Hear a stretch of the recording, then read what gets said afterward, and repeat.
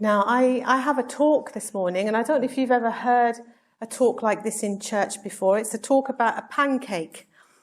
But before we do, it's important to note when you're cooking pancakes that they need to be flipped. Because if you have a pancake that's unflipped, you're going to end up with it burnt on one side and raw on the other, which doesn't taste very, well, it doesn't sound very appetizing. I'm sure it doesn't taste very nice either.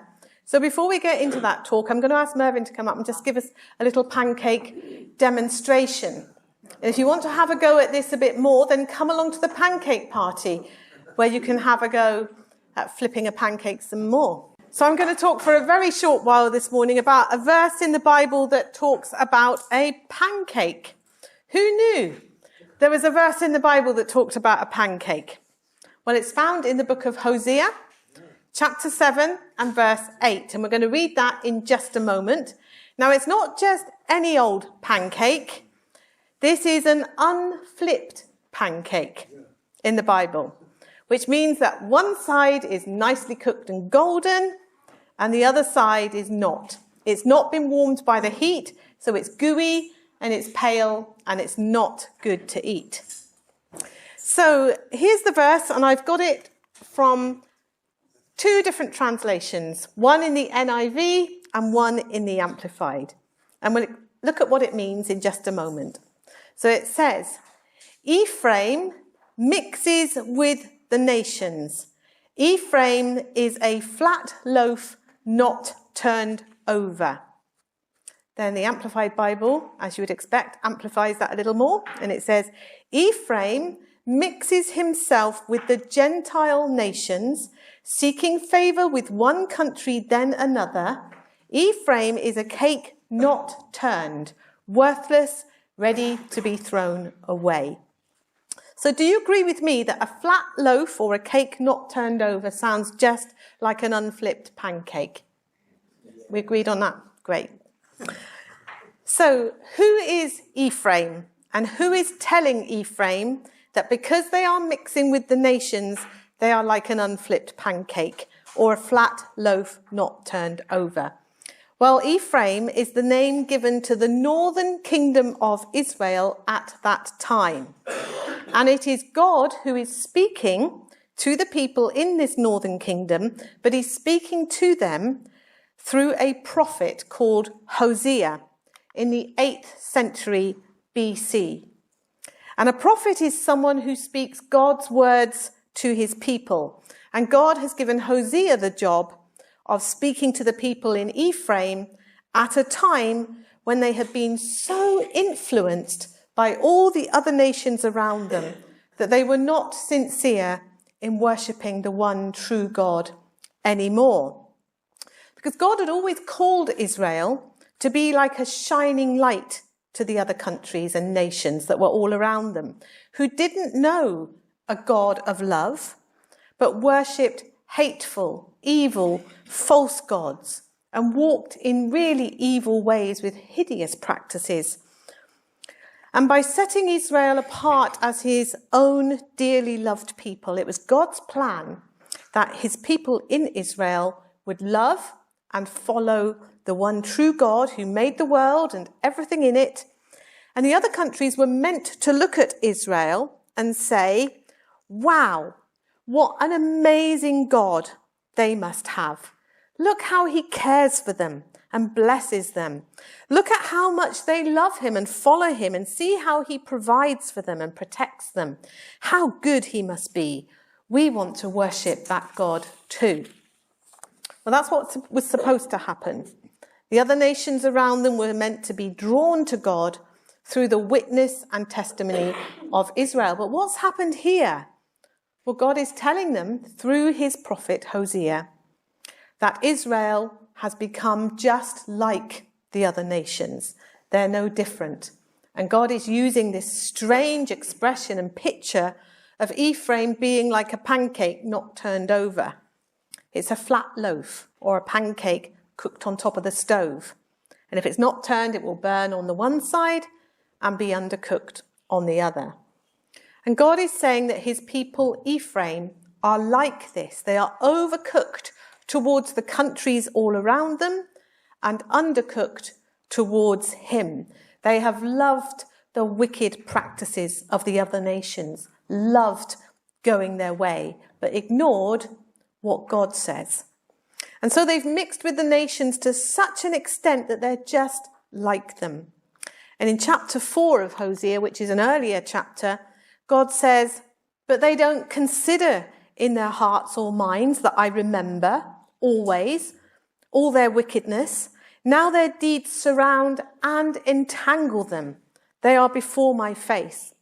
And in the book of Hosea, we see that God will not allow his people to continue in this way. And he warns them of serious consequences to come. The powerful Assyrian army is going to invade their land.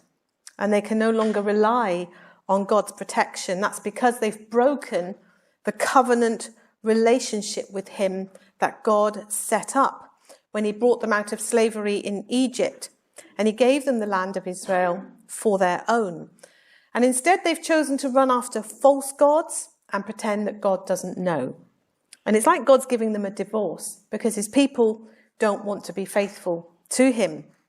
Another verse in Hosea 4, God says, "There is no faithfulness, no love, no acknowledgement of God in the land." But we also see in the book of Hosea, God broken-hearted at what their bad choices are doing to them, and they don't even see it. And in their blind ignorance, they refuse to turn back wholeheartedly to God, as Hosea is encouraging them to do. They seem to think that they can cash in on being God's special people, while at the same time worshipping idols. I once heard a great definition of an idol. An idol is something in our lives that reduces God, that restricts God, that replaces God, and ultimately removes God and his influence from our lives. And there's a quote there, "The first place in our life must be God. When something or someone occupies that first place, it's idolatry." And so in thinking that they can serve both God and idols, God describes Israel as an unflipped pancake, burnt on one side, uncooked on the other. And the saddest thing is they were burnt and ruined, but they didn't know it. But the hopeful message of Hosea is about God's unfailing love to failing people. And within it is the hope and promise of his faithfulness and commitment to his people in the future. And although their land will be conquered by the Assyrian army, as a result of their sin, God will restore the land to the people one day. We also get a mention in Hosea 3:5 of a king who is going to come from the house of David in the latter day of the old covenant age. And we know that that king is Jesus. We're the other side of that, and we celebrate his coming at Christmas. And so at that time, the Assyrian army did conquer the northern kingdom of Israel in 722 BC, taking many Jewish people into exile. And then God did restore their land in 538 BC, allowing those exiled Jews to return to their land and rebuild their temple.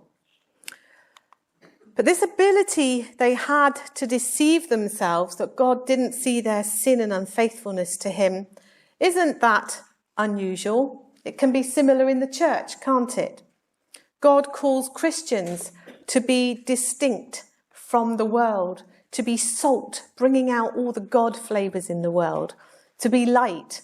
But so often we just blend in.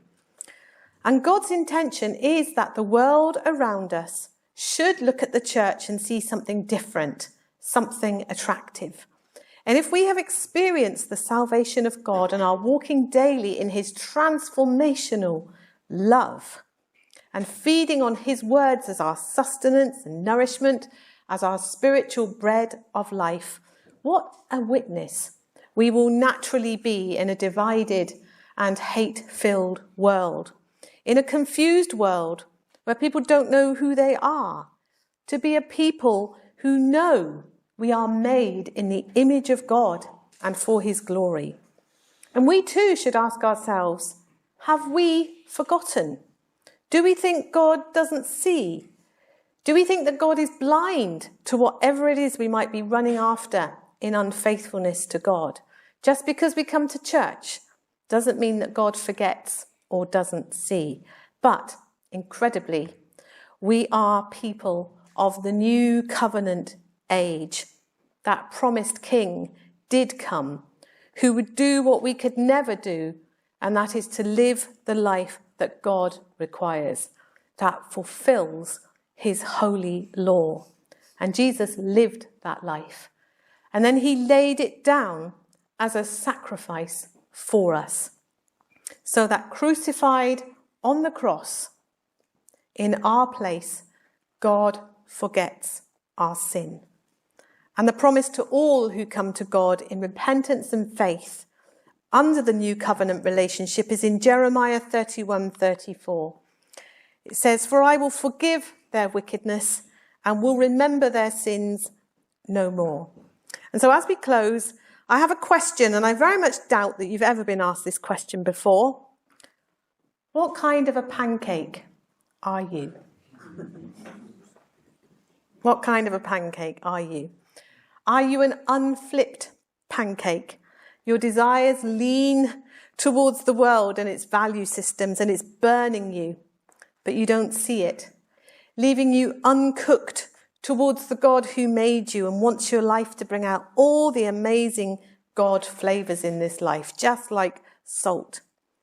Hosea's message of the pancake to all future generations is that God's punishment and justice must come on human evil and sin, but his purpose and his heart, through the sacrifice of Jesus upon the cross, who paid the price for evil and sin. God's heart is to heal and to save.